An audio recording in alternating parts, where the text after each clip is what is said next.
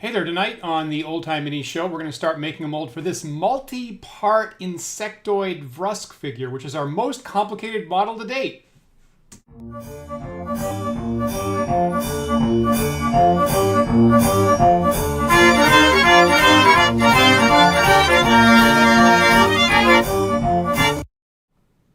Hey everybody, if you're tuning in live here to the Old Time Mini Show on Thursday night, apologies, we're getting started a little bit later than we planned on. Had a little trouble connecting to our Restream service. I think we got that figured out. I think if Bactrius, thanks so much for double checking that we got that figured out. I appreciate that. So, good to see you tonight. I'm here in New York as always. And it's been a really interesting, really rainy, stormy week that we've had here. And if you're in the Northeast, I'm sure you've had the same. We've had, like, for a couple days running, we've had flood watches and storm warnings and trees down and all kinds of stuff like that. And so tonight, as usual, I have my window open here. It's only a light rain here tonight in Brooklyn. So a little chill Thursday night. We're going to do some mold making for our miniatures here. And yes, Jonathan, thanks for seeing that. I'm giving you some variety on my scratch paper newspaper here. So I got if I hunt for it, I got a whole lot of variety here in my neighborhood in Brooklyn. So that's great. So I guess I should show. Let me modify where my camera's pointing. That's more like where I want to work. That. Okay, so the last couple weeks we've been working for our classic 80s Star Frontiers game that I actually started running last Friday, as a matter of fact. So they have these unique aliens, which I will say pleased my players when we started last Friday, actually. And I wanted to have actual miniatures on the table and have kind of a variety in case my players picked, more than one.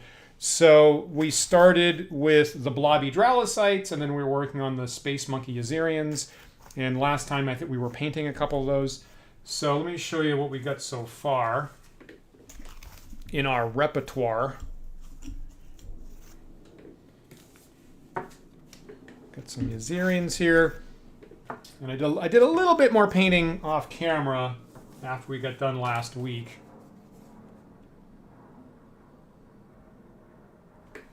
And I'm not going to argue that this is my best painting job ever, but I think it's serviceable.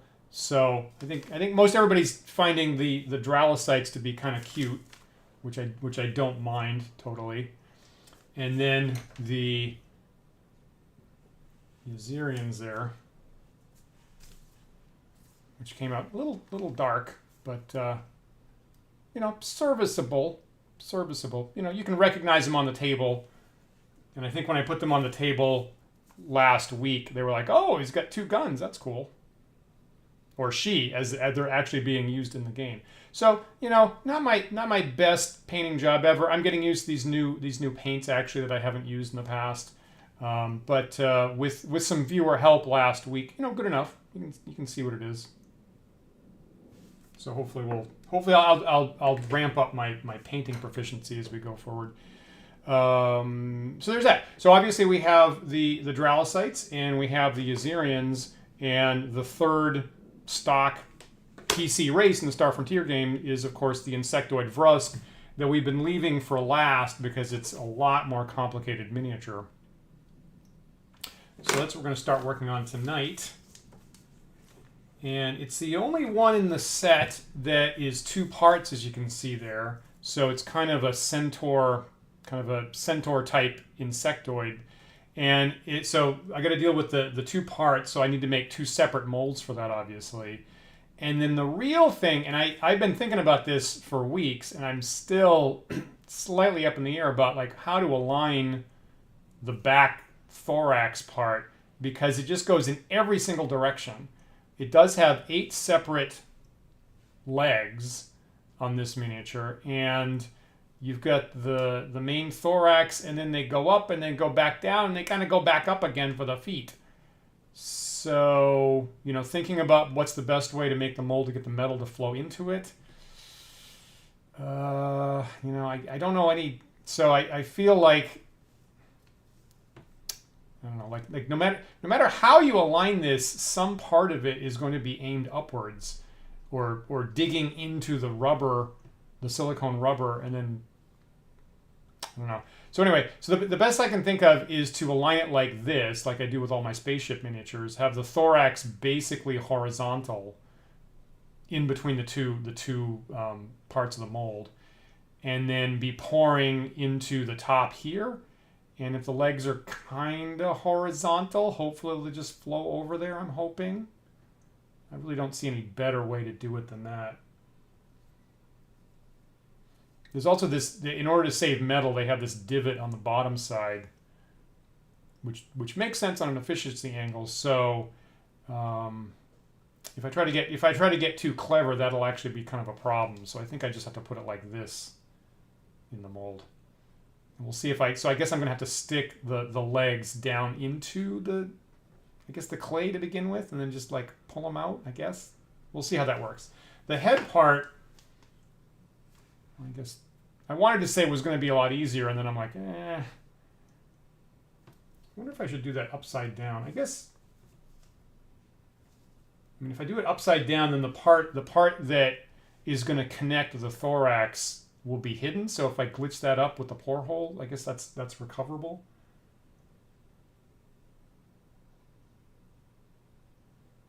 However, the arms are slightly bent upwards, which is not great.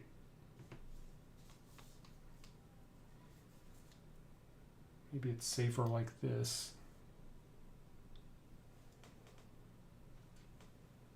Hey, Jonathan, maybe put it so the legs are more towards the bottom. Oh, that's interesting. Maybe make 2 pore holes.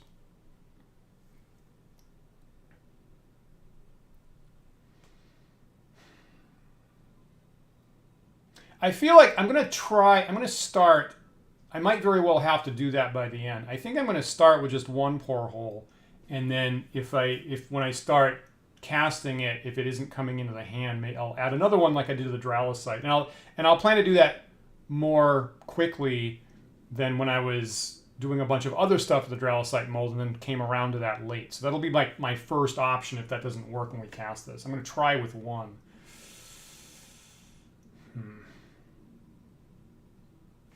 I think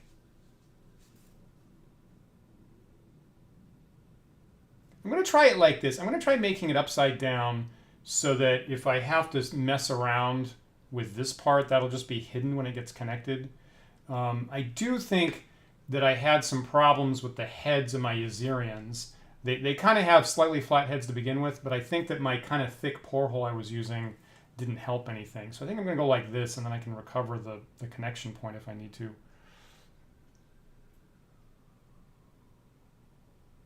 Yeah. Okay. So I'm going to try that head down. I think that makes sense. You know, I'm just okay.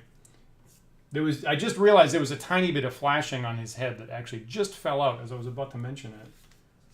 It's been sitting there for 40 years waiting to be cut off, and it just came off. Yeah. Okay. Now I'm going to do something else. I'm actually going to do something first. I'm kind of iterating on. There's 2 things I want to try to improve with my process tonight.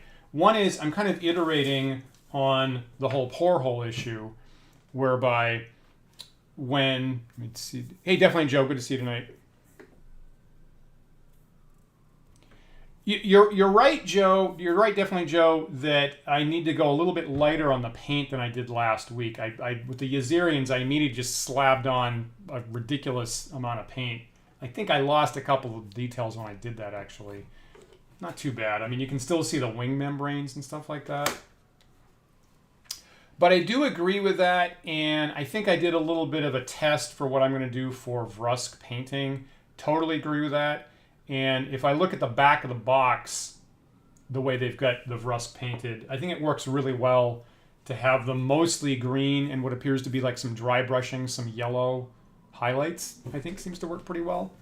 So I'm kind of looking forward to that. Totally agree. You're totally right about that.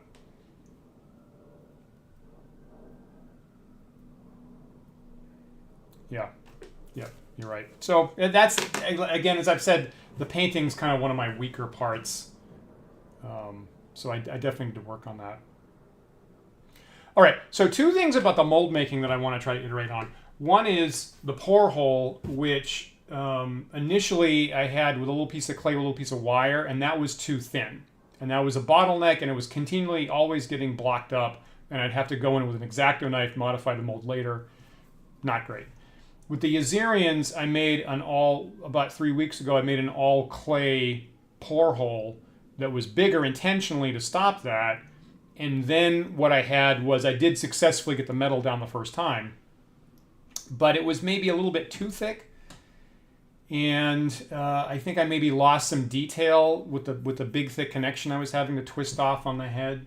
So I think what I'm going to try tonight as a new thing is I'm going to try to take some of this green stuff, some of this yellow, blue, green stuff, and I'm going to try to make a hard pore hole that, not like my soft clay, because I think when I was using the soft clay with the Yazirians, it would get mushed a little bit, no matter what I was doing to connect it. So maybe if I make an entirely hard pore hole with a gently narrowing spout instead of the completely thin wire I was trying to use, maybe that'll possibly work better.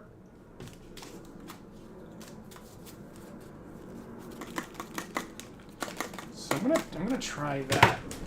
Let's see how that goes.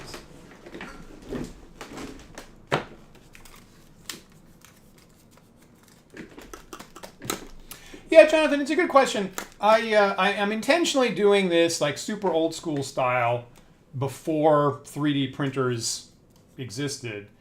And, partly just because my own monkey brain kind of feels good about having something concrete in my hands as kind of a nice hobby part that I like. I'm not the biggest 3D designer printer at the moment. So I honestly haven't done that to date. And at least for the purposes of this show, I'm intentionally can't get this goddamn blue stuff out of this tube. What the hell? Okay, sorry. Good start, Dan. No problem.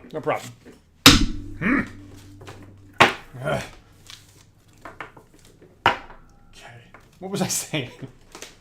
Anyway, I'm not doing 3D printing on this show. An excellent option, possibly better. Maybe you can. I mean, you guys, if I was duplicating miniatures like I'm doing here, is there an obvious, clear way these days to 3D scan stuff for that kind of stuff? I don't even know. Is that an option nowadays?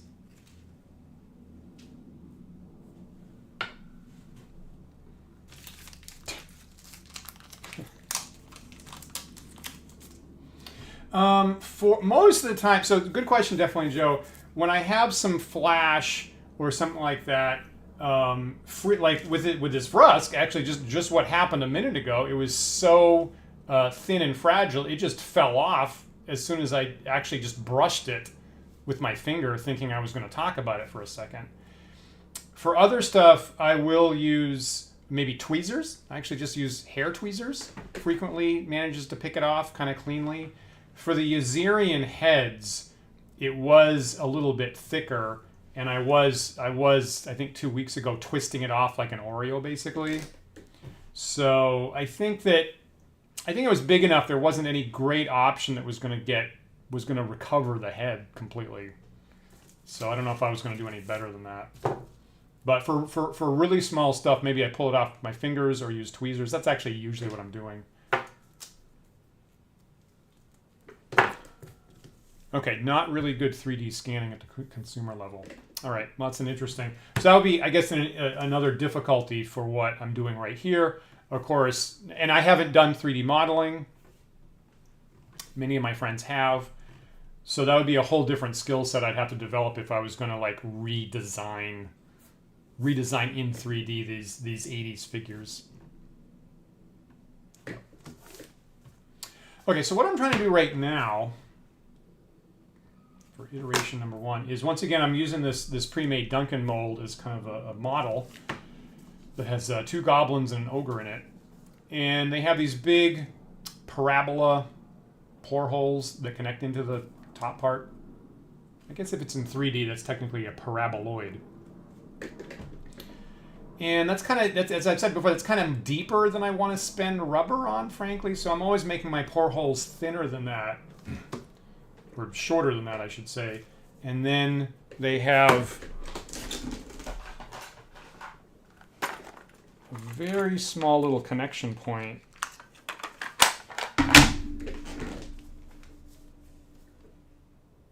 Okay, that I guess on the ogre it's actually fairly large, but for the goblins, you know, it's not too small. Actually, right. When I was using it for my initial wire pore hole, it was probably like about a third that size, so it's not that small. So I'm going to try to replicate about, and again, there's the two-part connection there. So I'm going to try to replicate about this wide when I do this.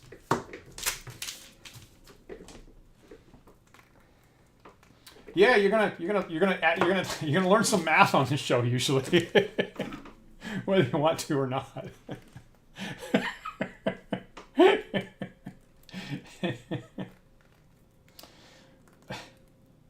But I'm doing it for free. Normally when I do that, I get paid for it.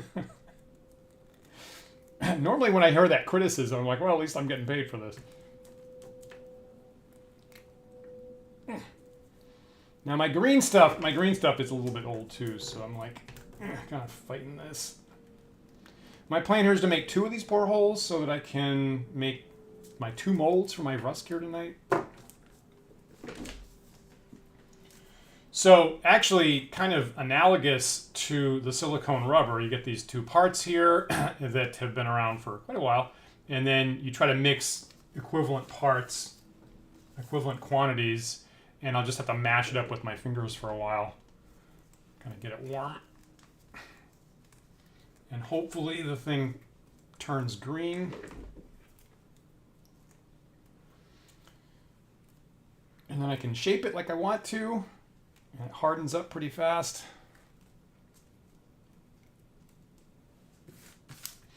So what I'm thinking for the insectoids, I'm going to need a deep pore hole to help push the lead into all those fiddly bits. Yeah. That's arguably a great point. Arguably a great point. I've made really big spaceships with little spindly legs on them successfully with not very large pore holes, I think. But arguably you could be right.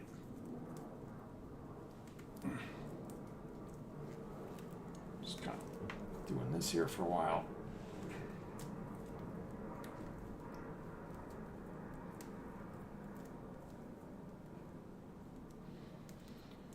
And while I'm doing this, let me say what the other thing I'm going to try to iterate on tonight is. And with the Dralocite and the Azerian molds, I have been having trouble with bubbles. Bubbles in the mold right next to where the miniature is. And then that causes, like on the Dralocite, I've got 1 spot in the mold that causes an extra blob. And on the Azerian, there's about 4 actually.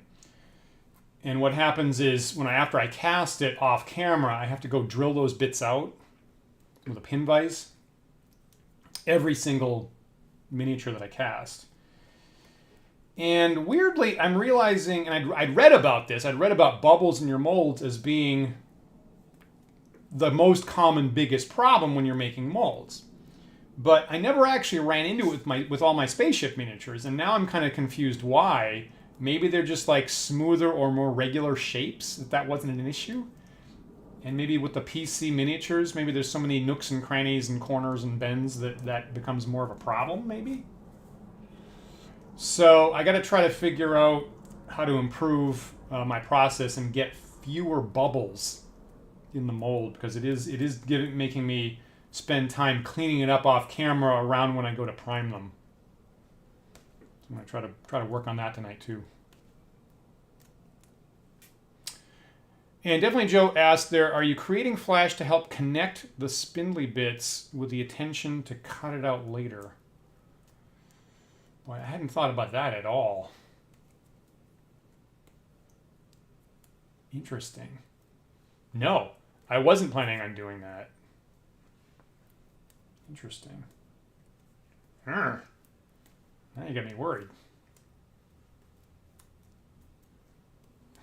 So I got this green stuff pretty well mashed up there.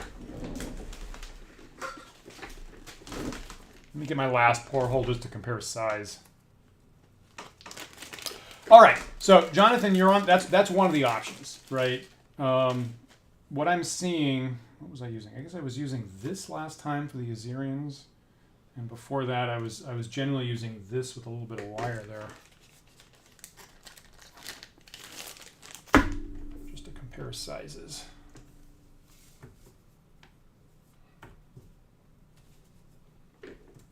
And these, once I get the shape right, these have been working pretty well, so I'm going to try to match that.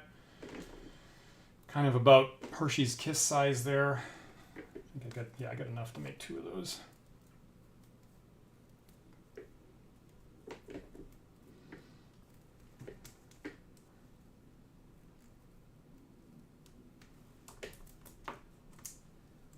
So I attempt to by hand recreate a paraboloid kind of shape here.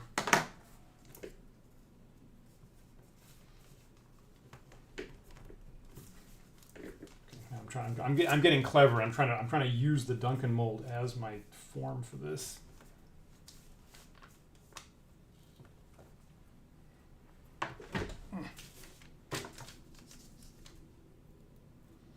That is not an easy shape to create with your fingers. I mean, like I can make a cone easily, but that is not what I'm looking for.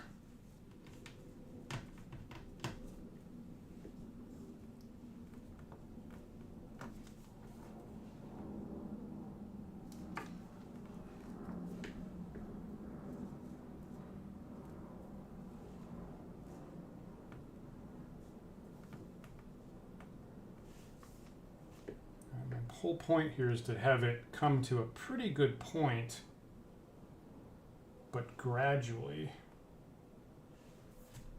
Well, here I am just completely replicating the Duncan pour hole, actually. I really don't want it that deep.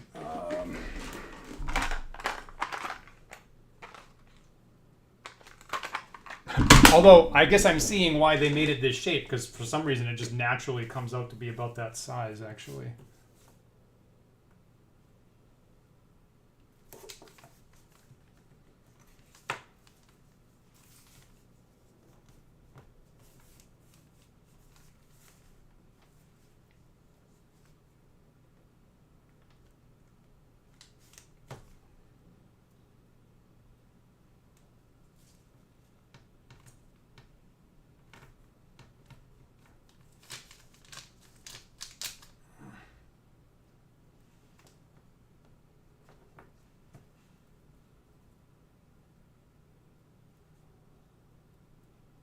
I feel like that's about what I'm trying to get at.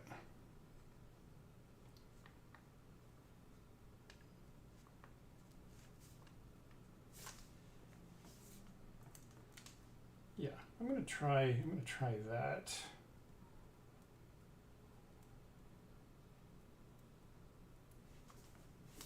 Try it about like that. Here comes number 2. Okay, so. And I guess you guys know some of this already. With the bubbles, among the options are, number 1, I guess some people, when they apply the rubber, they take a brush, and the first coat, they brush the rubber on to the model.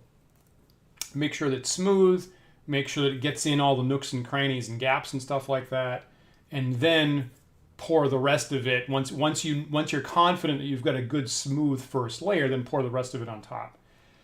Second take on that, I guess, would be, and not do what I've been doing, namely dump the rubber directly on the model, but rather pour a kind of a thin stream in the corner of your box, and then tilt it and let it flow over the miniature from the side. And then, again, you can inspect and see if there's any bubbles there and maybe pop them with a brush or something like that. And then to advance on that would be like, where's my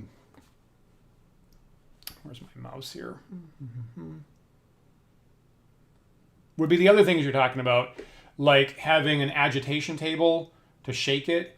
And then, yeah, I guess the best thing of all would be to have one of those vacuum chambers and just suck the bubbles out. I highly doubt. I'm really trying not to get to that level of complication. But that's, yeah, the homemade vacuum chamber, I guess, would be the gold standard.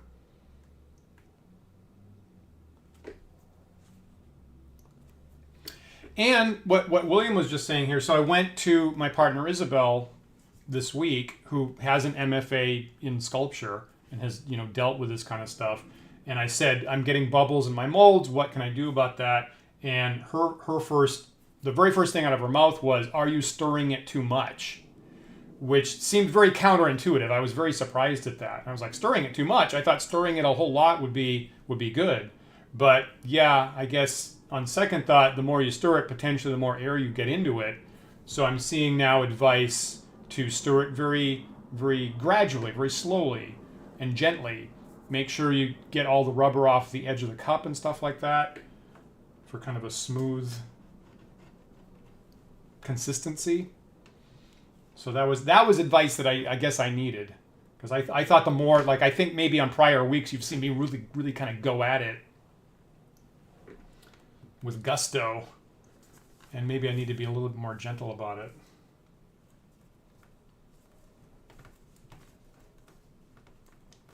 When she said, are you stirring it too much? That was very surprising, because I thought the opposite would be the case.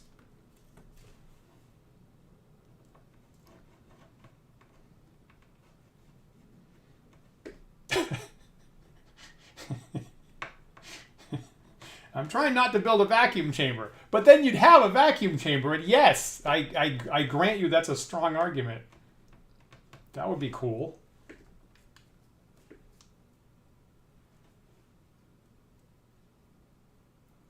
Put it on my wish list. That's too pointy.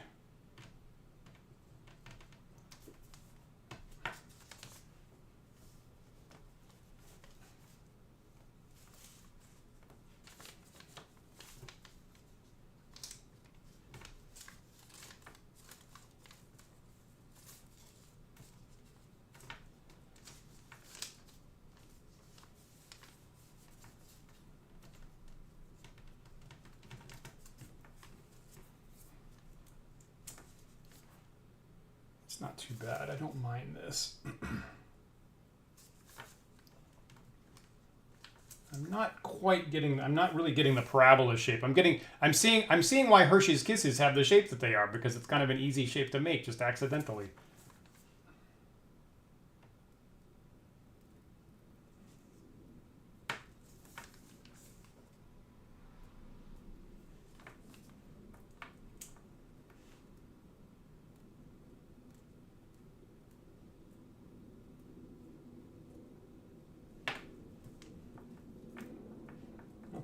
So this is going to be my new pore hole technology.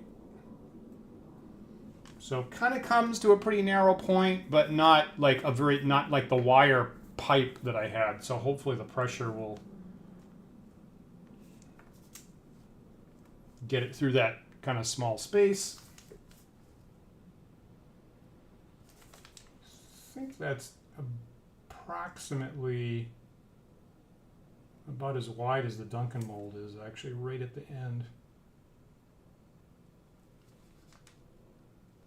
I think I'm good with that. I have more green stuff, actually, so as long as it's sitting here soft, I'm going to make a third one. Yeah, I get enough.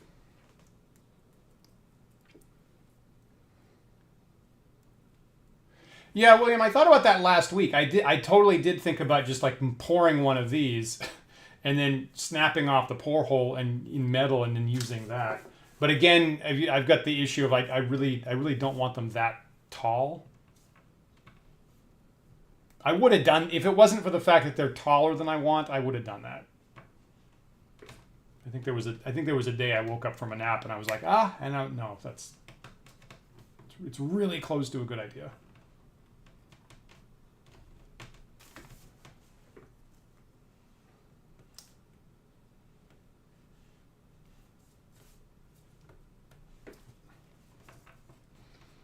Hey, Tom Garside.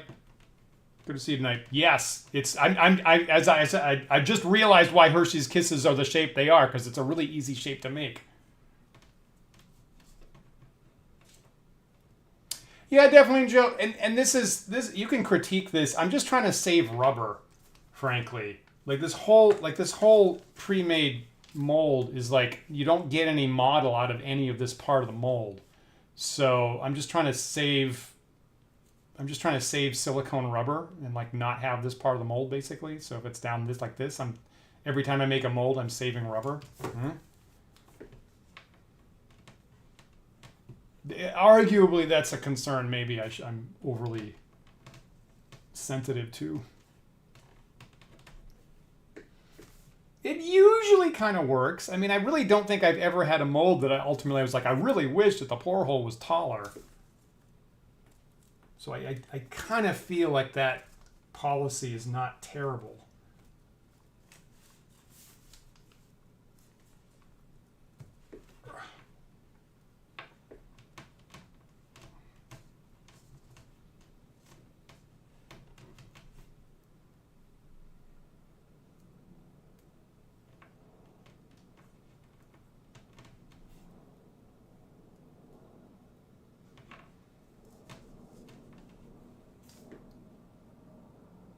Yeah. Okay. So tonight I'm gonna try to make 2 molds. I'm gonna start 2 molds for the Vrusk, and if I have extra material or something like that, I could possibly make a 3rd here because I got 3 pore holes that I made. So we'll try that, and hopefully they don't. Once these solidify, they're not going to get squashed like my all clay one was with the Azerians. So here's attempt number 3 with my custom pore hole. Yes, William, it is in fact Dan's inner Yankee frugalness. You are totally correct. You are totally correct. You know, I grew up, for what it's worth, I grew up really close to my grandparents, just down the road, and I was, hanging out and lived with them for a while and worked with them. And, they came up through the Depression. So I was around people that were like super, super sensitive to financial issues. And that is, I'm sure that's where I get a lot of that.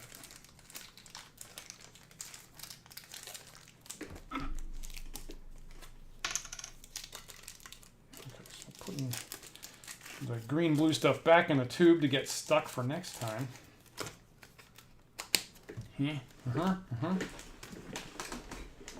What is the official name of this stuff again?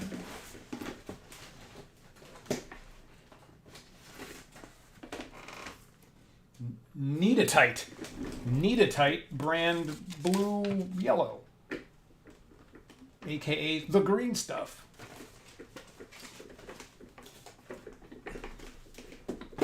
Neat little product there.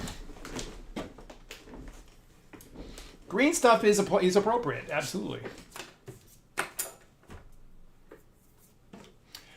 All right, so let's try, and I'm going to assume it does harden enough that I think it's going to be usable already. Like if I was using the clay, this stuff will be fine. So let's work on, I guess maybe the trickier part of the Vrusk miniature, namely the torso. So I kind of have the presence of mind to think about it and not lose any of the parts. I'll use one of the larger pore holes here. Okay, so to me, I think that looks like about the same overall size as my Azerian miniatures, I think. So I'm going to construct a box of the same size, put the modeling clay in the bottom half, and basically put it in like this, with the pore hole attached on the top here. I think that's about the best I can do. All right. And here's as usual. Here's the part on sprockets where I get to play with Lego-y type things. Yeah, so I'll have it like this when I'm in there.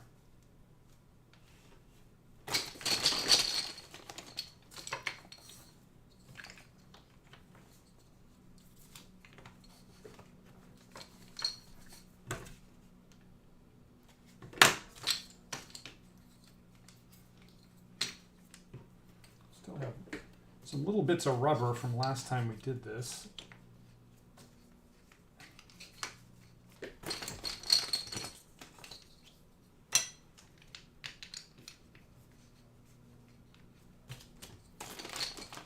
When we started, the first time we did this, of course, with the Hydralocytes, I was using a liner inside my mold box because for at least for larger stuff, I'll say now, leakage is a big problem. But I'm glad that we discovered we don't really need that. So just one less thing to worry about here.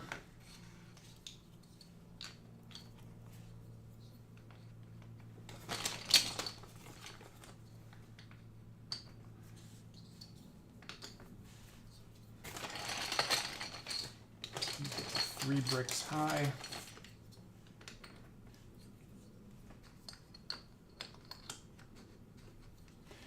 David, I think I'm not seeing a way to completely avoid any issues.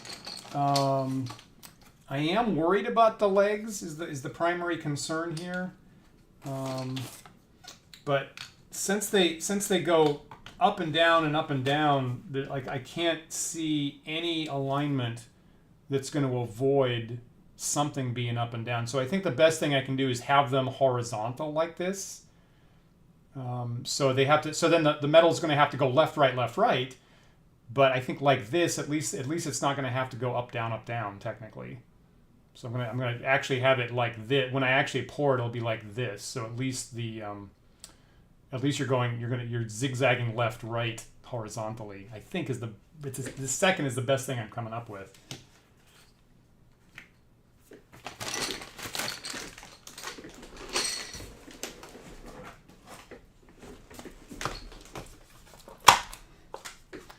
Let me tape my base down.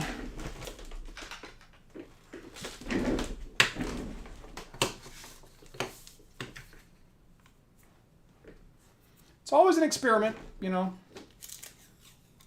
I don't think I've ever had a mold that entirely failed before.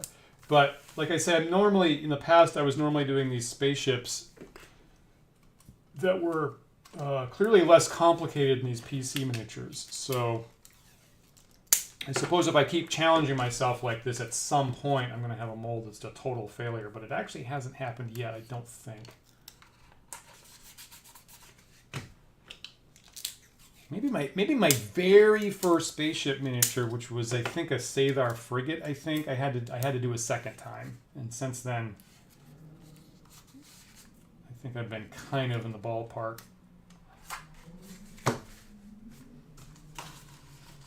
All right, so I got some of this modeling clay that we're going to fill in the bottom half here, and the top half will be the actual rubber for part one of our two-part mold of the two molds that we're making.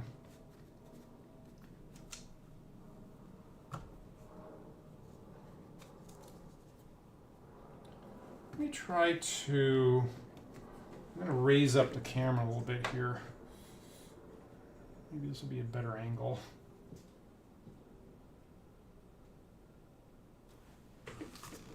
Like so.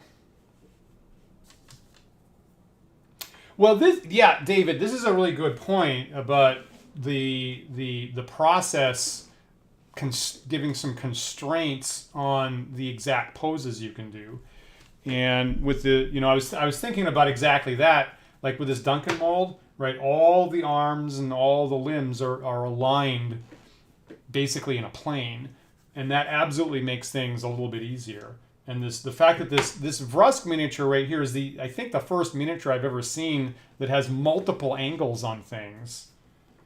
And I almost don't have anything to compare it to, frankly.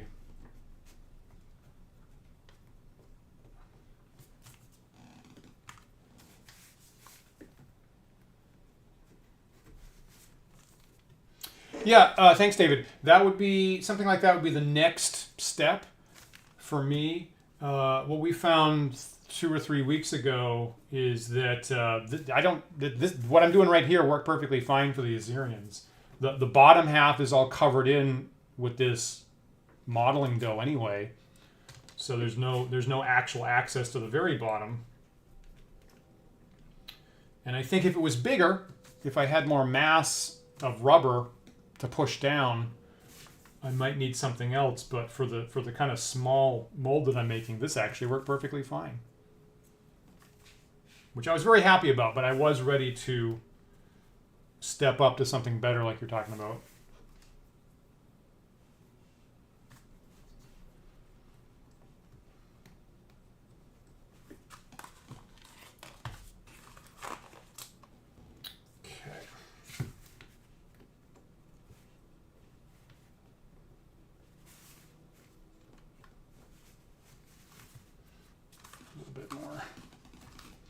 Yes! God, thank you, William.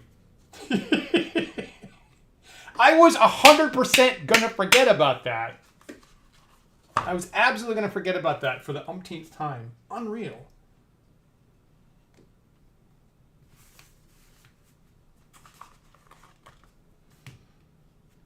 I was making something a couple of weeks ago, and I totally forgot. I can't remember which one. I mean, I totally forgot about it. And what did I had to take a...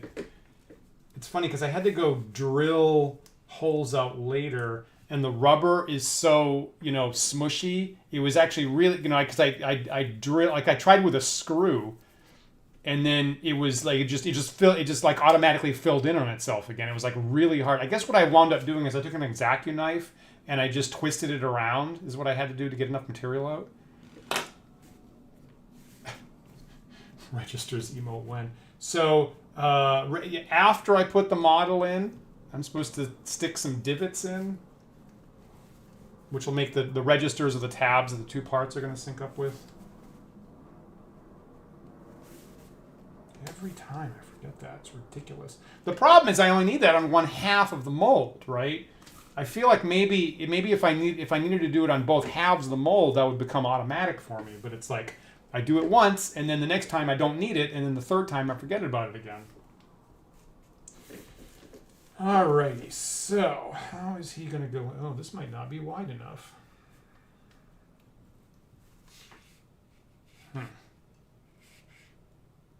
Yeah, he's right. He's wider than this actually.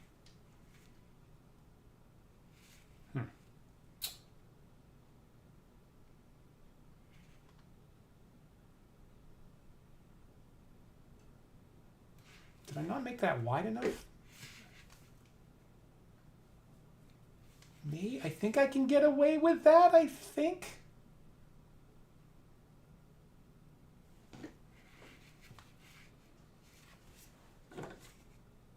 That's just on the edge of me being comfortable with how wide that is.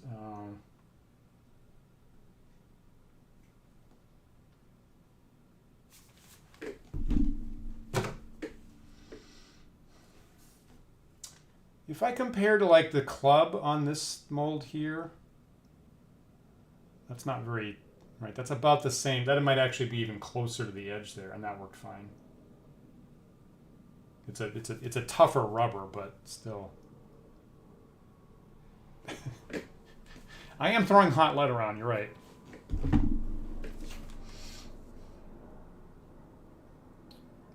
I'm gonna work with this. I think this is okay. I'm gonna say probably okay.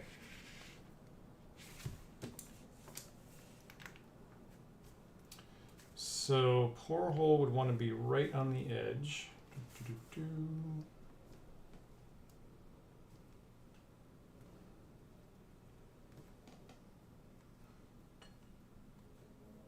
Actually, I'm also making this a little bit.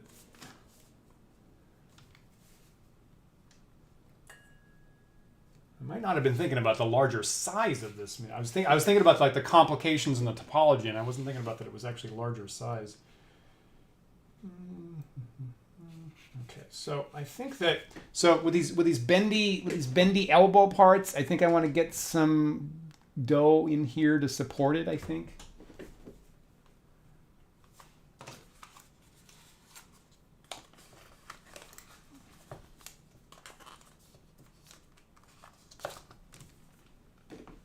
Around when I apply the release agent, you might need to yell registers at me again, because it's possible that I'm going to fade out on that again. Okay,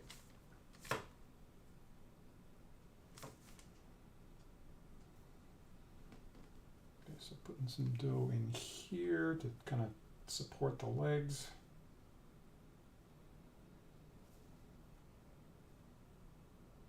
I'm just kind of going by intuition here. It feels like I need to do something like that.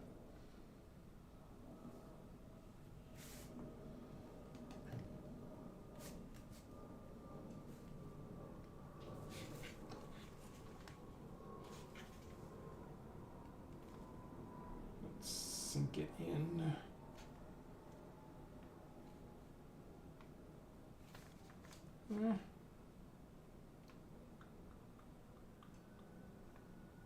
I feel like these legs are so small that I think just pushing it in, like I think I've smushed two of them next to each other. I think this is now in contact with this.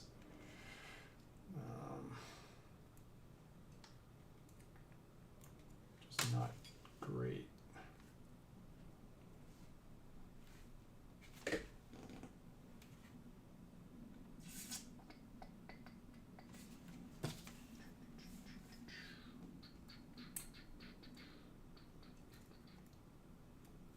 So now I'm like, were they in contact in the first place? I need to rewind this video and go like, were those two legs touching each other to begin with?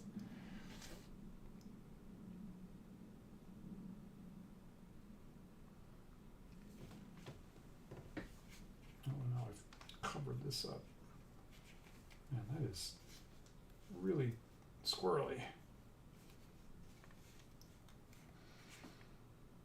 It's probably good. And definitely, Joe, you're asking about resin. I don't know. I haven't worked with that. Yeah, they were pretty close at least. Yeah.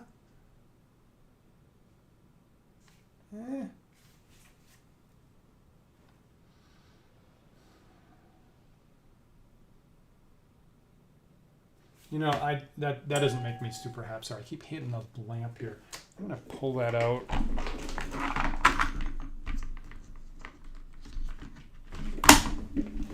That little detail is not making me super happy.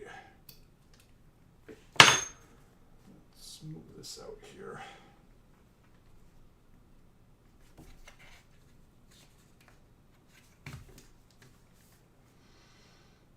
Okay, so the thing is, they're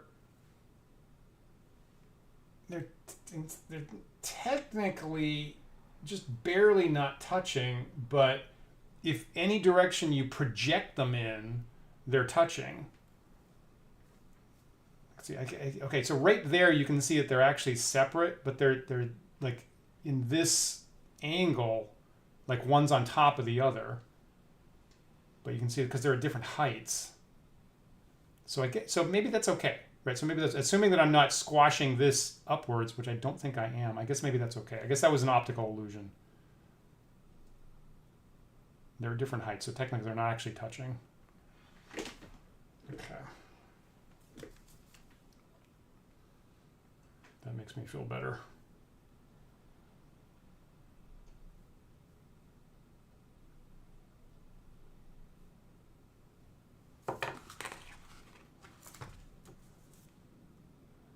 I'm new. Like I said, I'm new to PC miniature modeling, but mold making. But this, I can't think of a model that I have that's as complicated as this eight-legged thing. Okay.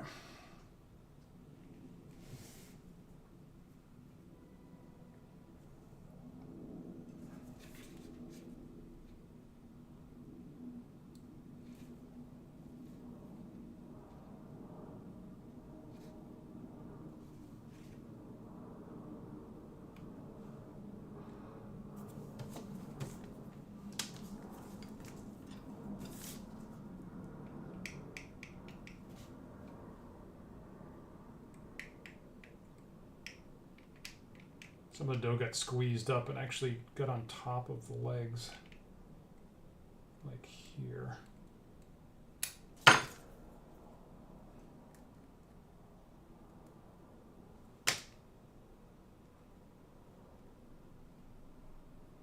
is really tricky. Yes, Laura Sudo, I'm working on the Vrusk now. Good to see you tonight.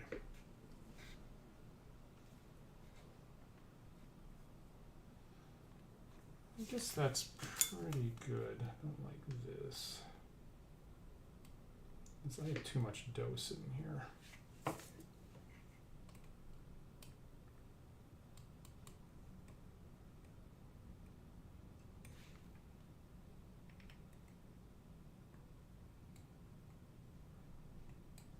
So ideally, the two parts of mold would come together like on the thickest part of the model, I think. So that the two sides are each convex. I think would be, seems like would be good.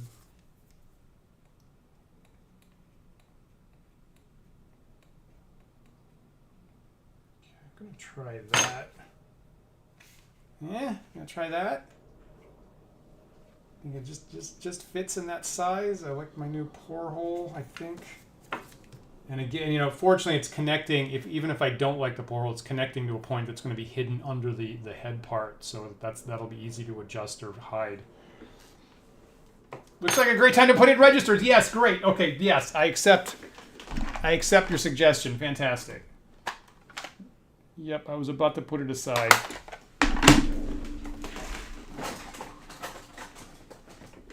Wonderful, wonderful. So what we're calling the registers, and I did get that terminology from Isabelle, are these little tabs I'm going to stick in so that the rubber makes these put tab A into slot B type things. Kind of somewhere there's some dead space in the mold.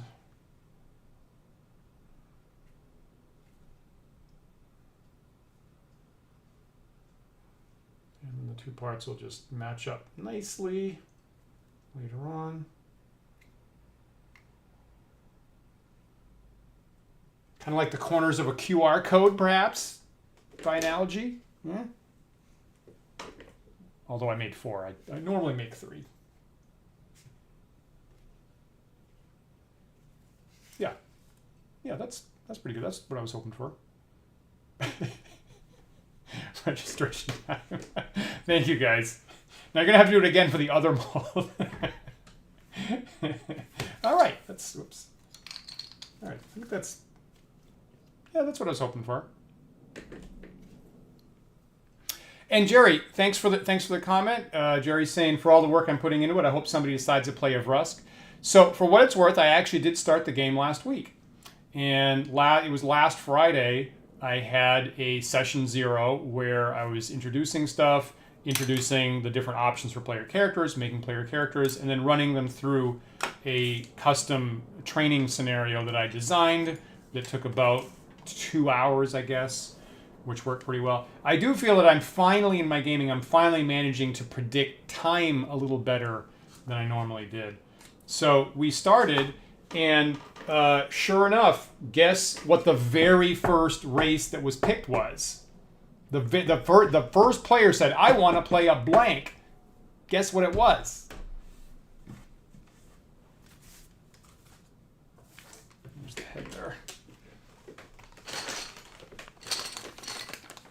It was not the cute little blobby guys. Excellent guess, definitely, Joe. The Dralocytes, a great guess? No. Not a human. Not the bad wormy Sathar guys either, no. Great guesses. The bad guy Sathar, no. See, I didn't even make it an option. I haven't given my players the book. They haven't seen the book. So I'm just giving them some like supplemental handouts that I made to kind of cut down the information. The Ifschnit. Get out of here with that crap. Mr. Zebulon, his traveling garbage show. The Ifschnit. Okay, now you're just... It wasn't the Yserians. It was something in the basic game, and it wasn't Yserians, and it wasn't Dralocytes, and it wasn't humans.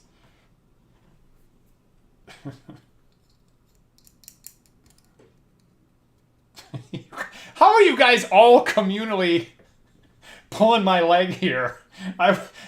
Why isn't one single person breaking ranks and like working with me?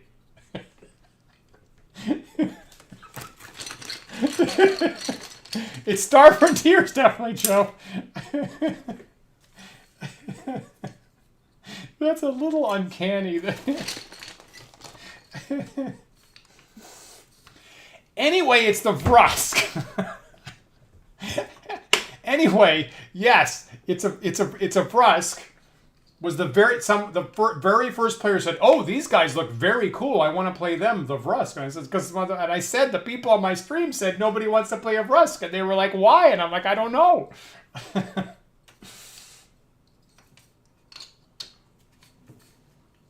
Okay, this, you know what? See, I'm about to make this too small as well, so I can't make this too small. I have to make this the same size.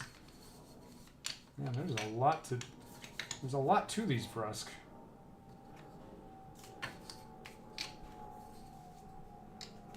There we go.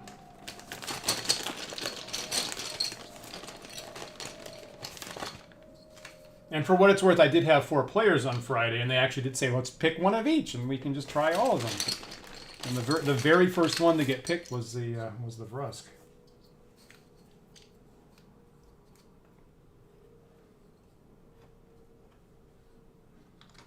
And for what it's worth, right? So I'm giving them. I'm really trying to minimize the amount of information they have to parse to begin with. And we actually started playing them. I didn't even tell them what any of their skills did or what their weapons did, actually. And someone went to shoot a laser the first time, and I said, "There's a dial on it, and it goes from 1 to 10. What do you have it set at?" And she's like, "What does that do?" I'm like, "I don't know. I'm not going to tell you. We're going to find out together." And then set it overly high, completely fried the first thing that she shot at, and she was like, "Okay, gonna take that as that was overkill."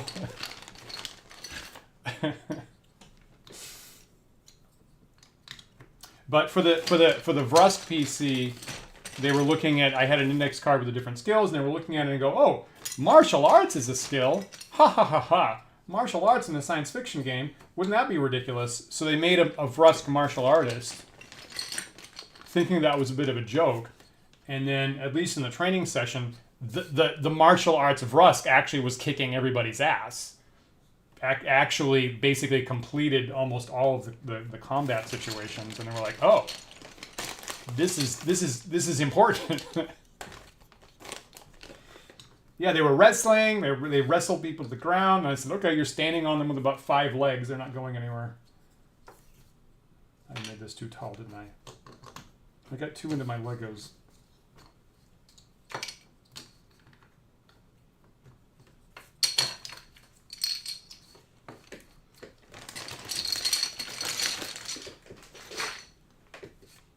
It's weird that this guy's arms are so wide that I can't. I thought I was going to make a smaller mold box, but I can't. It's like it's with his arms outstretched like that. I can't make the box any smaller.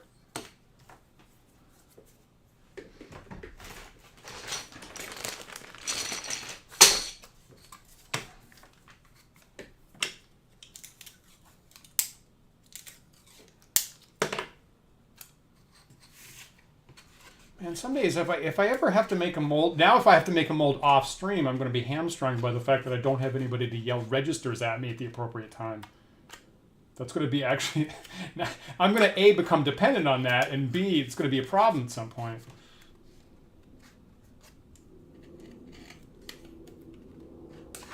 But it's really helpful. Okay, William, thanks for checking in. Yeah, somebody... Thanks for handing off the register's yell baton. Appreciate it. You're showing the way. And so, Jerry, you're saying you're watching the Buck Rogers show from the 70s and they were stopping to turn a knob on the backs. Really? Is that right? I didn't know that.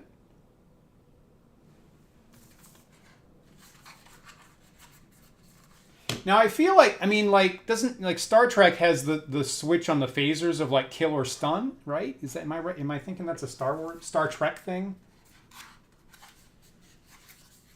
Like, I feel like that's common. But I do kind of like this, the elegance of the Star Frontiers. There's a knob, and when you hit somebody, that's the number of dice you're going to roll for damage.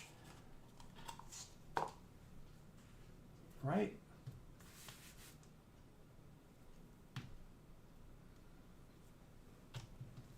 So for what it's worth, our Yazirian player on Friday. The first, I said, there's a knob from 1 to 10. What do you set it at? And she's like, 7? Like, okay. Like, now you're gonna have to roll 7 dice, please, and add them all up. And she's like, that was too high.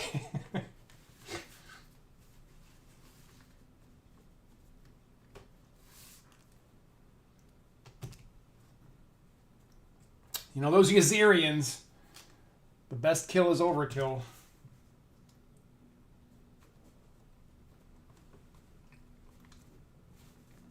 Is that right, Knick-Knack 95?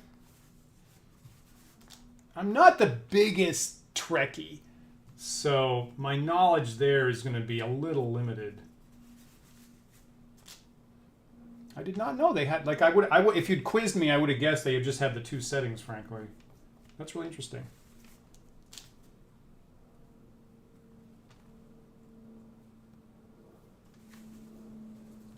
Interesting.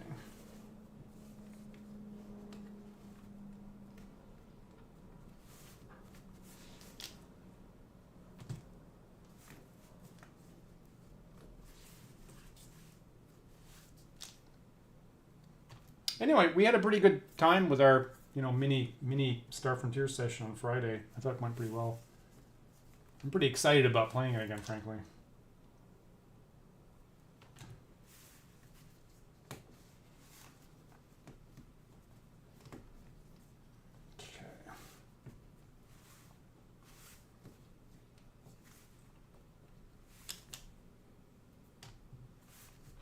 You know, one other thing that came up, like I always think I'm going to be like, oh, I'm going to take this campaign very easily, is that, you know, I'm actually playing with miniatures, whereas the original game came with a bunch of cardboard counters, which were very small. The original counters were like about a ½ inch big, right? So it does come with a whole bunch of, the original Star Frontiers game comes with a whole bunch of layout battle maps, frankly, but the spaces are only ½ inch wide, which is not big enough, not the right scale for the miniatures. So then I was like, what am I going to do? Am I going to, you know, zoom? Am I going to reprint them? Am I going to blow them all up? I'm going to have to scan them, like high-res scan, and then go print them? Was what I was thinking about. And then what I came around to was, you know, use my normal wet erase battle map. But then some of the battle maps don't fit.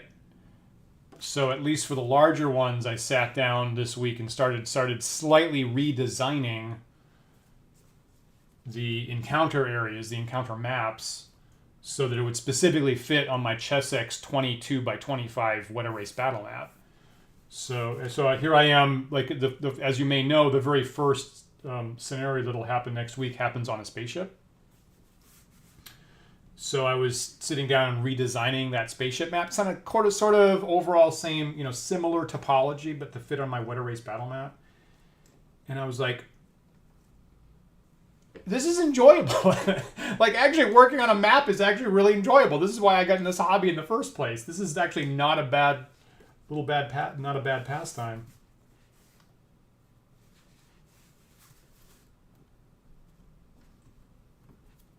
But once I was like, I want to use the miniatures, and I was like, okay, then the battle maps need to be the right size. Okay, then I need to redesign or redraw them somehow. I'm like, all right, this is how I always get sucked into these things.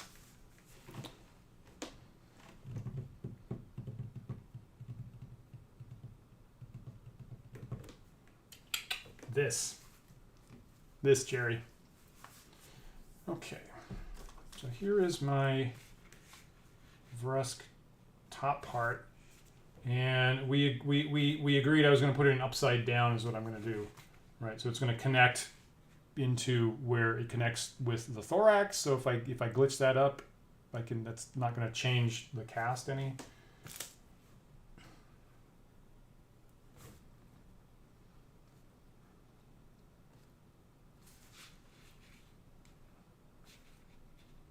Might be a mistake where the arms go a little bit up, but I've done stuff that were with parts that go up a lot sharper than that. So my guess is that this will be okay.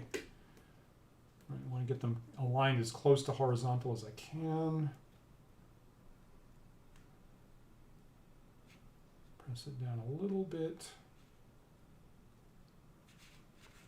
I guess I could have made that box shorter.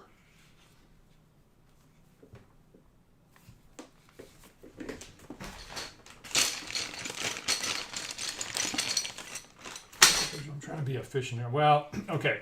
So part of me wants to make the box shorter, but obviously that would be too short. So it is what it is. I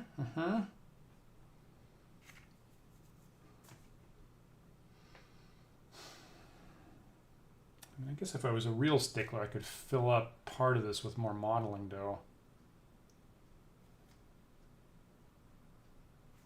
Interesting, Jerry, interesting you're asking about the vehicle rules. I'm actually just not dealing with that at the moment.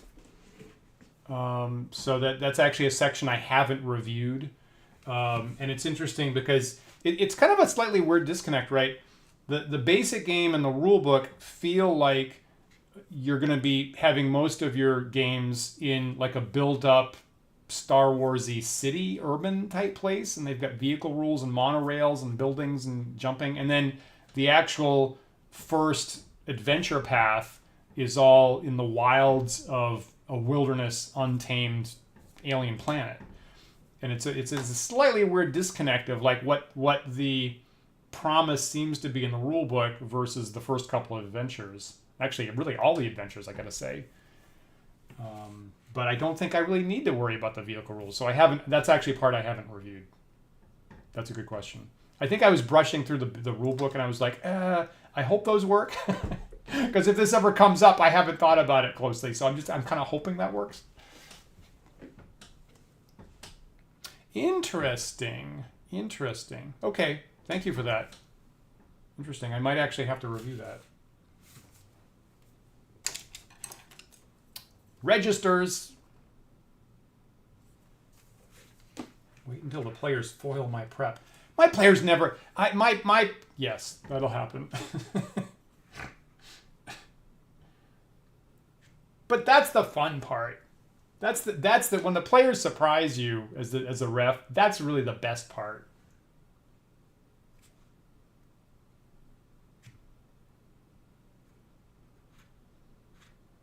Hey, look, I kind of remembered about the registers. Yes, Lord Suda, yeah, I am running the Volturnus series is exactly what I'm doing. So I gave my players a session 0 last week, a little training session. I said, next week you're going to be in a StarCraft and you're going to be sent to the planet of mystery Volturnus. Exactly. Thank you, definitely, Joe. All right, so there's my 2 parts.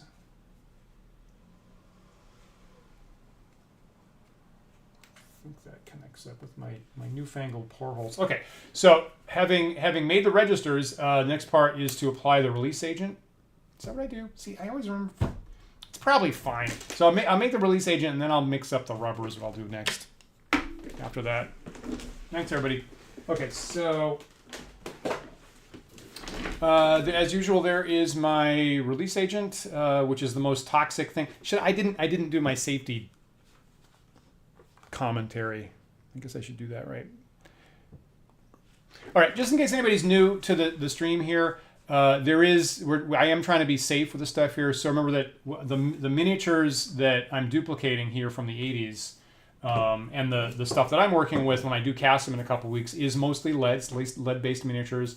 So I'm careful with that. Avoid getting it in places where I would eat, not putting it in my mouth as a gag, and I'll wash my hands really carefully afterwards. The silicone, the release agent both have vapors that they give off.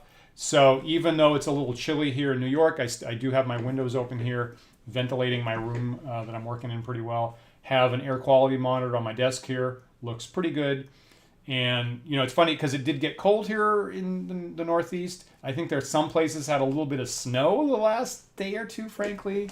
I'm kind of bundled up so that I can aerate my room here and trying to be kind of careful about all that stuff. Now, the release agent is the single worst thing in the business. So as usual, I'm going to walk over, lean out my 3rd story window here and apply the release agent to these 2 molds. And I'll be right back.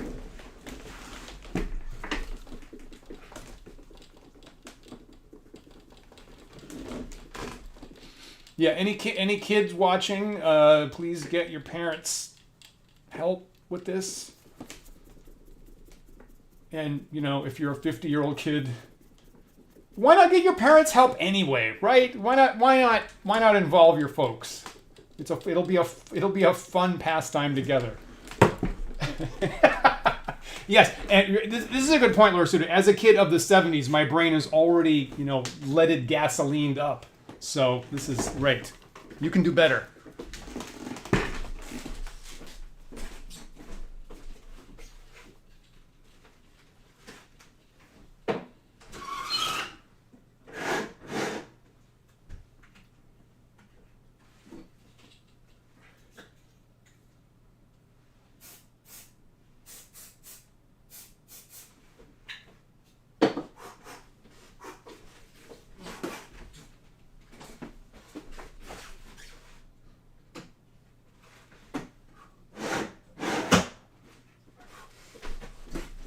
I think it stopped raining here, actually, at least for a while, which is nice.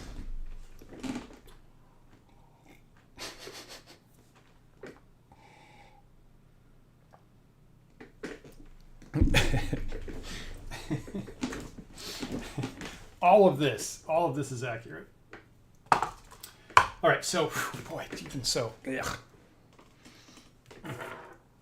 Stick that over my air quality monitor and see if it detects what we just threw in there. Right. Okay. So now I got to mix up my rubber. Got my my cup that I do the mixing in, and it still has residue from the last time we did this, so I got to pry that off, which is embarrassingly really more fun than it should be.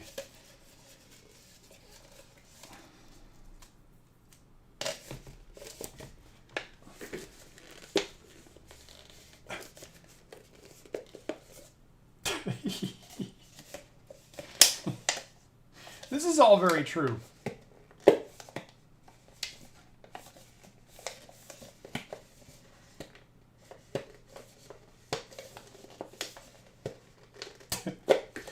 You know, I have a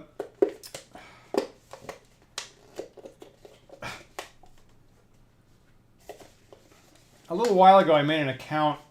So as you may know, my partner Isabelle does quite a bit of acting work here in New York, which is kind of an interesting aspect of just being in this location.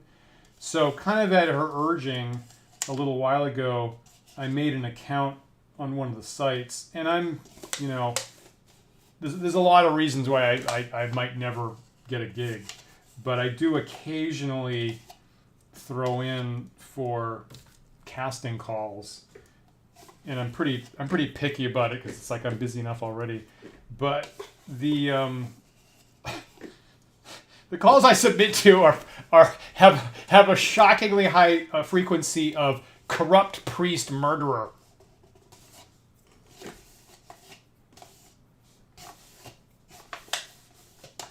And I'm like, yes, this. Like, warning, needs to be okay with, like, you know. It needs to be okay with a character that, like, murders their wife, cuts themselves up, goes running through the forest at night, mostly naked. And I'm like, yes, sign me up.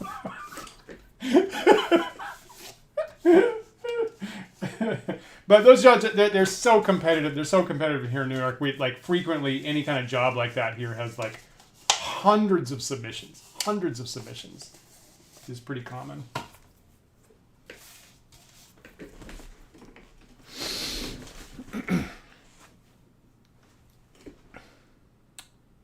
You know, Jerry, that's interesting. You made lead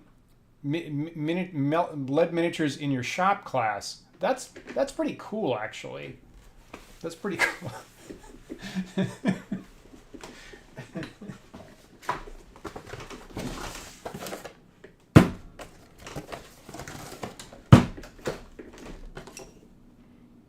Zoom on here. Okay, so here is our UMU 30 silicone rubber components we got here. And so as usual, I got to stir them up, stir the two parts up, attempt to mix approximately equal amounts. The directions say to do it in 2 separate cups so you can measure easily. I do it in 1 because, as you can see, I get so much rubber on the edge of the cup that for a small mold like I'm doing, that doesn't really make sense.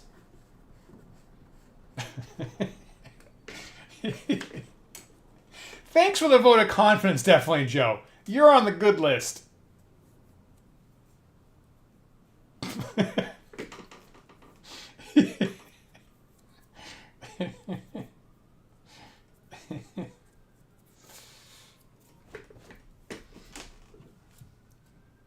Here's the pink stuff. And again, this stuff is really viscous and hard to stir.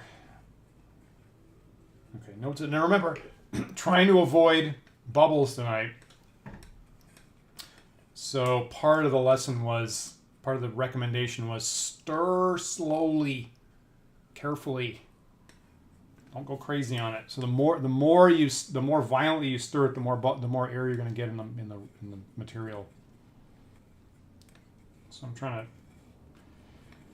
to mold, make, and chill here tonight a little bit.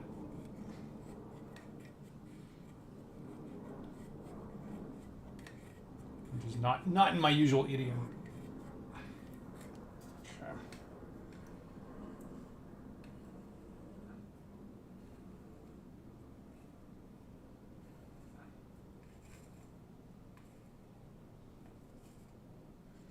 God, what a bloody mess.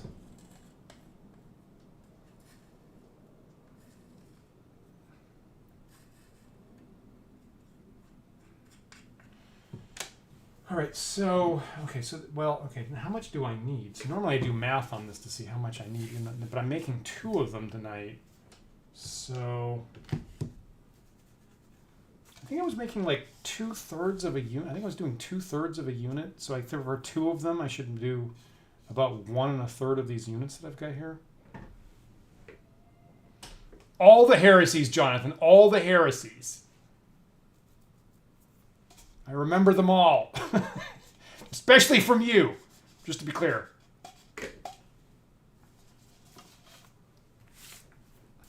I remember all of them.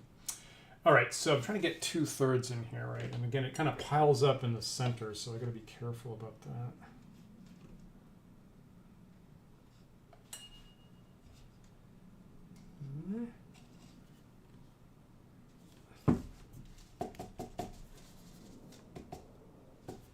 Okay, that's not enough.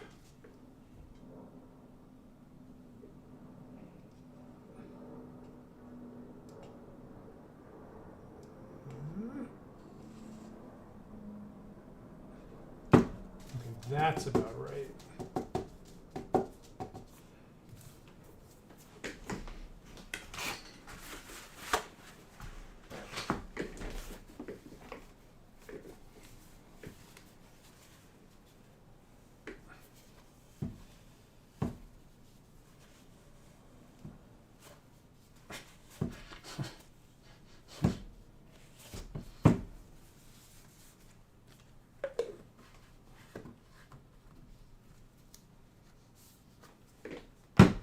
All right, and then here is part 2, the blue stuff, which is a lot easier to stir, which we like.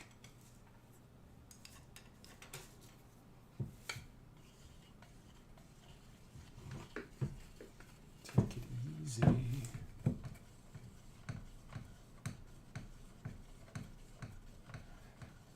Right? It's a delicate line to dance around.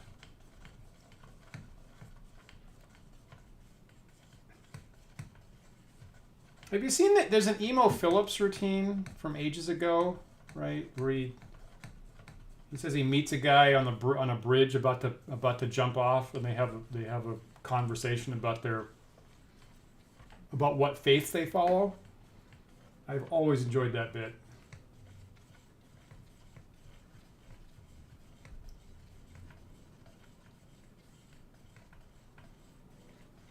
I should look that right up right now.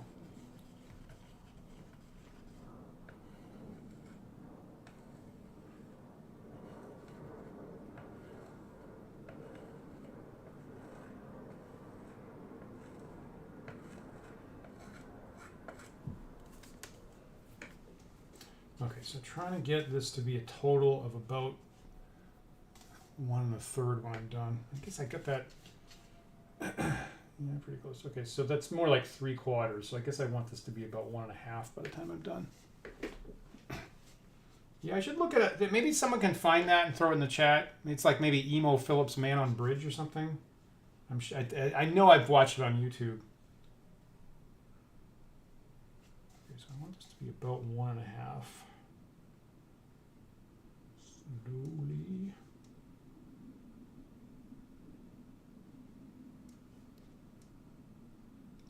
That.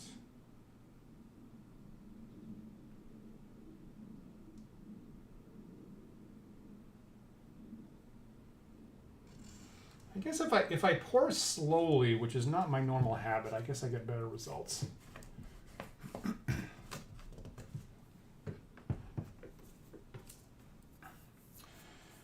All right, so mix slowly. Not too much. Don't get air in the rubber.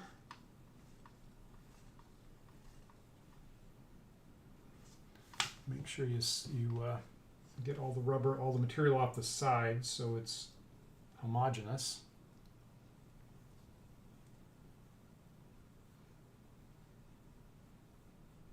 It sounds like definitely Joe found it. Thank you.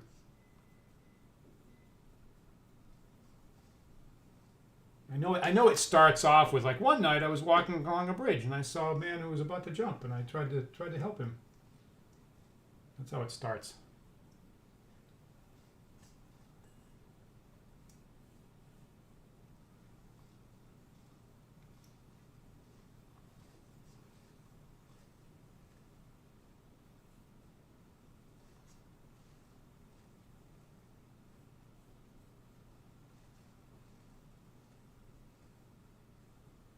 Funny, this stuff is thick enough that it is kind of hard on my hand. Going slowly, I'm kind of incited to stir it really violently to make up for that, but I need to. The more violently you do it, the more air you get into it, I guess.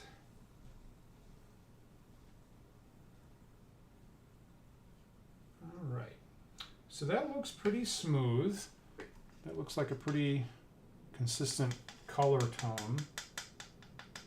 So hopefully I'm doing better. Oops. I guess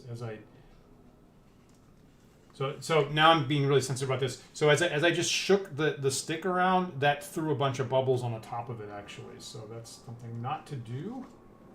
That wasn't great. Maybe I'll just pop them. A little air as possible.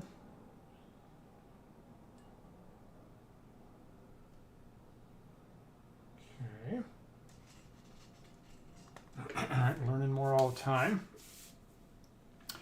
So, got 2 recommendations for avoiding bubbles. One is to brush on a layer, and the second is to just pour in the side and let it flow over. So I figured here tonight that since I have 2 molds that I'm making, why not try both? And maybe one will work out better, and then we can use that in the future. And if one of the molds has some stuff that I have to fix on the cast later on, so be it. That's already where I am. So how about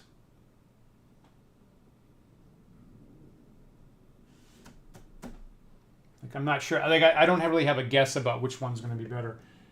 How about I brush on the head and I let it slide over the body.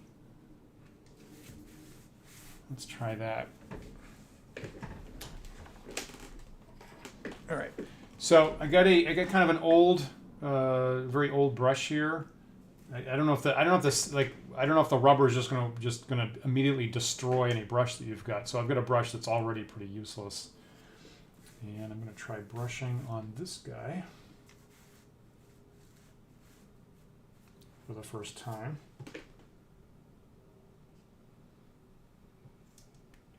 Kind of a layer. I might already be too aggressive with this, but kind of it should be a thin layer, I think. Make sure that there's good, you get in all the crannies. Oops, blocking the camera, sorry.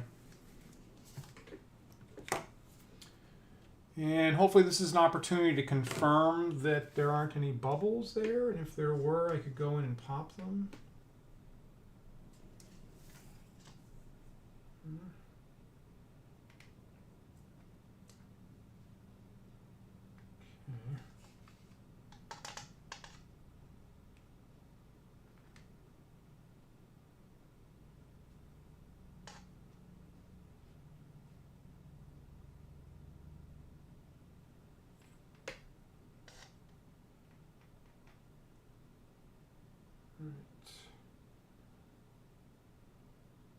Yeah, and I can see a couple things, but I don't think they're right up against the metal, so I think that might be okay.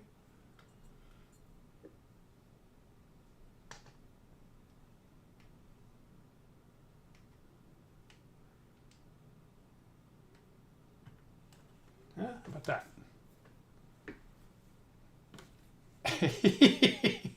That was it. You found it definitely, Joe. That was it. That's one of my favorite remembered comedy bits of all time. I'm glad you found that. Jonathan, I hope you enjoy. I hope when you watch it, I hope you enjoy that.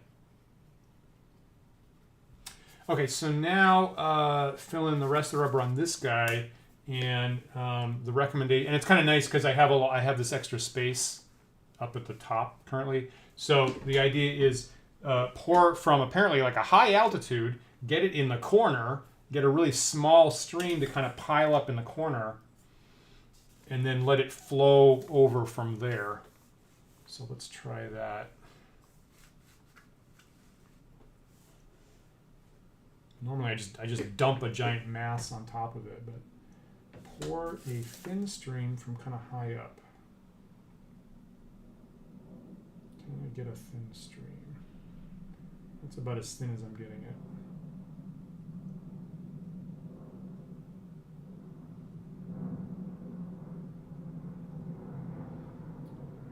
Not super thrilled about the way that it kind of piles up in layers, but maybe that's okay. Guess I need more than that.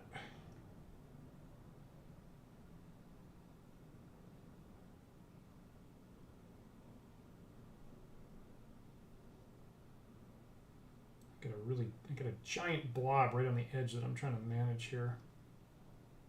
Yeah.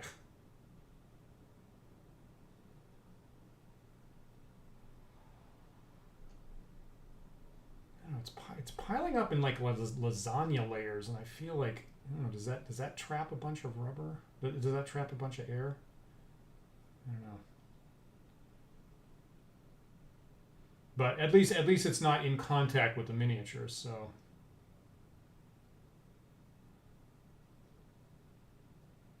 Maybe that's a good thing.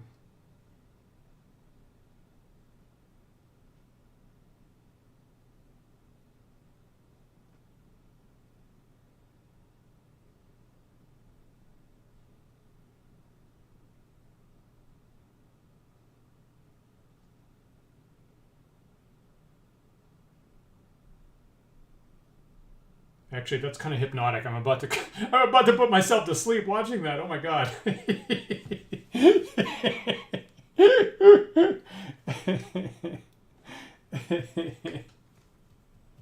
Yeah, it's interesting. Emo Phillips, was a fairly well-known stand-up at one point.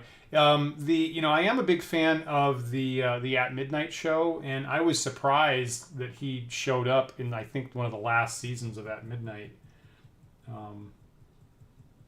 And still doing the exact same, character at a more advanced age than I would have expected.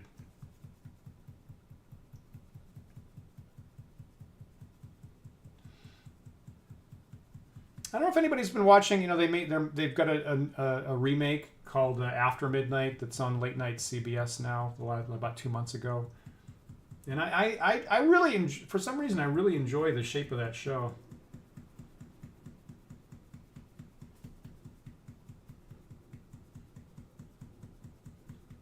A couple weeks back, they had Tom Lennon as one of the one of the guests who created the original show, and wow, that guy is a funny improviser. Just trying to shake this a little bit. Okay. So that seems pretty smooth, actually. You know, normally at this point, there's a bunch of bubbles coming up on the surface of this, and I'm not getting any right at the moment. So that seems like a really good sign to me, actually.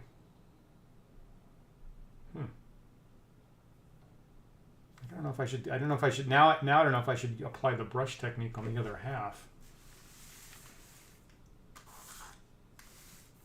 All right, I think I'm gonna. So I think I'm gonna try not brushing. And of course, the real test will be, are there bubbles right next to the miniatures? I'm gonna try not brushing and just pouring in the far corner. In the farthest corner, I think, is this up by the pore hole. So I'm just going to try to, having practiced there for a little bit, I'm going to pour a thin stream up near the register there in that high corner and just let it smoothly flow over the rest. Hopefully that'll help. I think I got about enough rubber here. Okay, so don't put a giant glop as your first shot.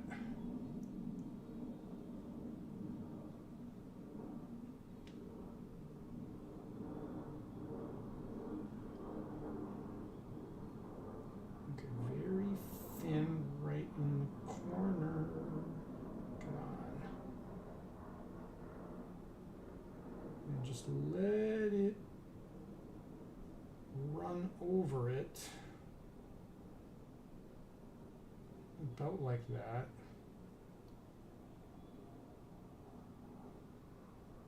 Very slowly.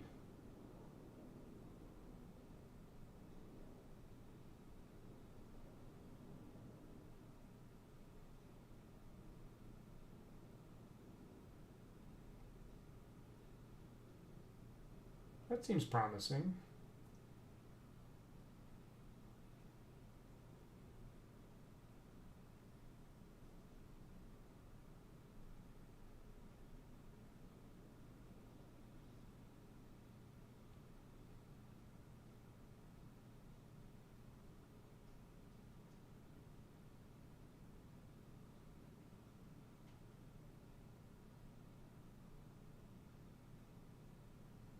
Interesting. So I'm going to kind of pour it in a different section here.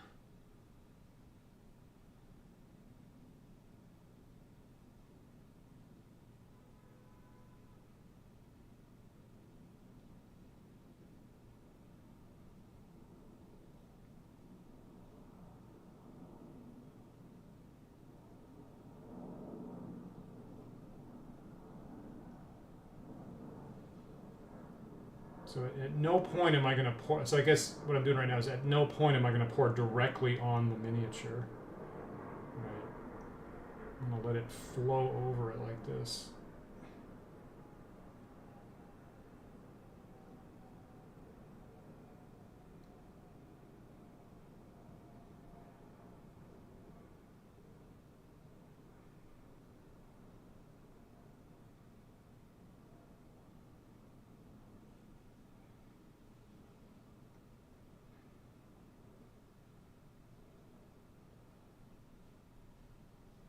Well, that's an interesting way to do that, actually.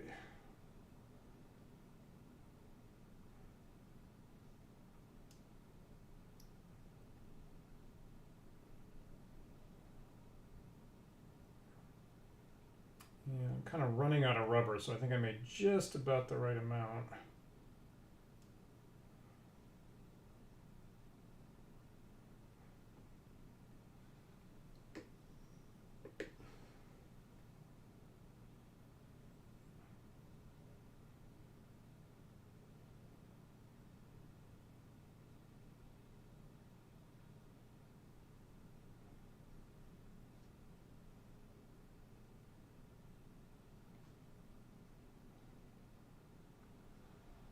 I do think it's a little bit more viscous than when I was working with the first part.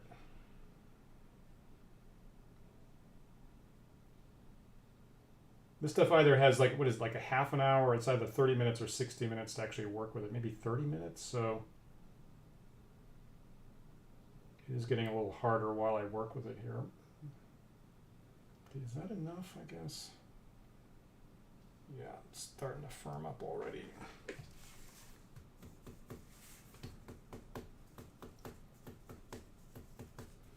Yeah, you can kind of see the difference. You can kind of see the difference between the first one. Was super smooth, and this one's a little bit more, I don't know, fudgy at this point.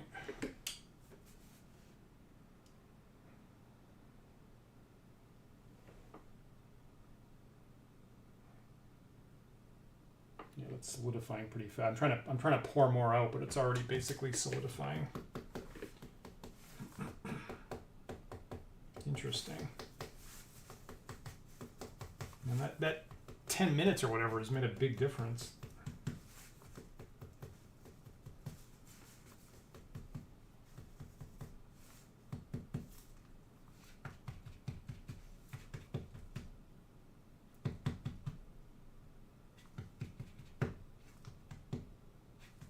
Interesting. I don't think I've never intentionally made two molds back like at the same time like this. So that's kind of an interesting experiment about like how different it is 10 minutes removed.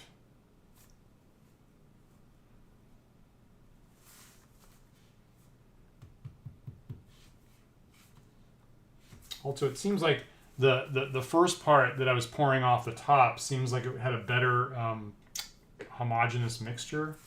And the second part, you can kind of see different colors in the strands. So maybe further down it wasn't mixed up quite so well, maybe. It's a really forgiving material, so I think that'll be fine either way. Fascinating.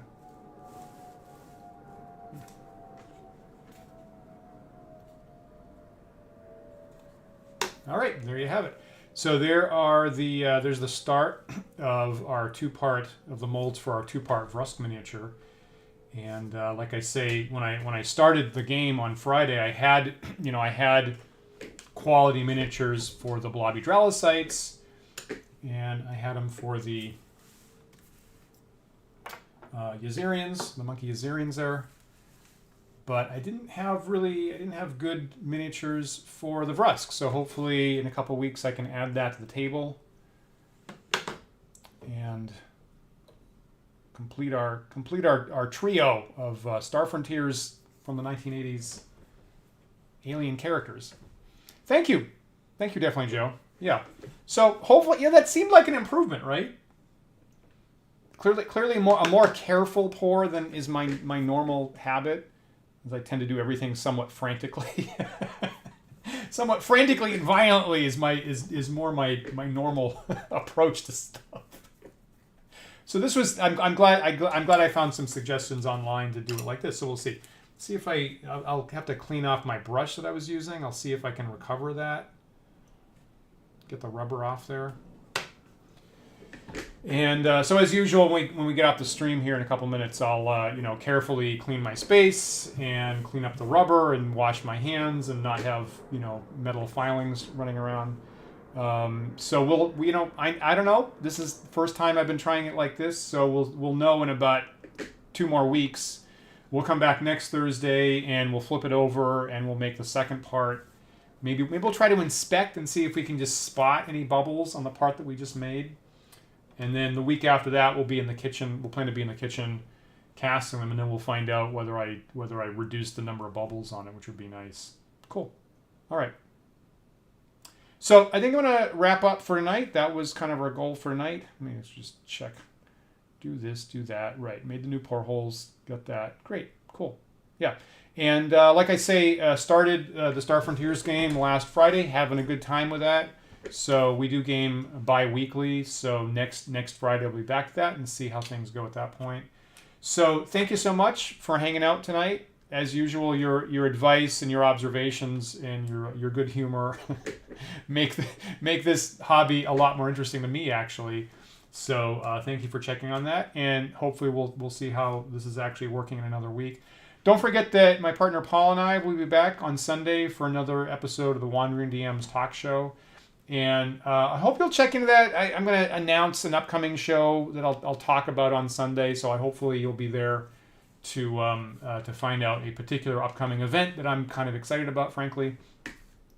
And as usual, if you're not a patron of the Wandering DMs, and most of you know are, of course, but we have at patreon.com/wanderingdms, we have 3 different tiers you could sign up for. We have a Discord server where we have the conversation continuing all the time about old school hobbying, new school hobbying, miniature construction, mold making, things like that.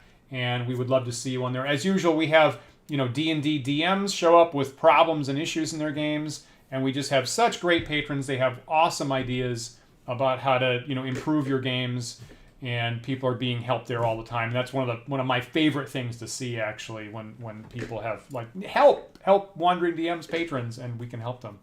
So if you'd like to join us, please visit patreon.com/wanderingdms. Even the $1 tier gets you on our Discord server, and we get ideas for upcoming shows and all kinds of cool things there. We would love to see you there. So we'll be back on Sunday with me and Paul for more Wandering DMs, and then we'll be planned to be back 1 week from tonight, Thursday at 9 p.m. Eastern Time, and we'll continue with our more complicated insectoid, multi-jointed, multi-armed miniatures and see how that's working out in 1 week's time. So I hope you'll be back for that. So thank you guys so much, and we'll plan to see you next time. Take care, everybody.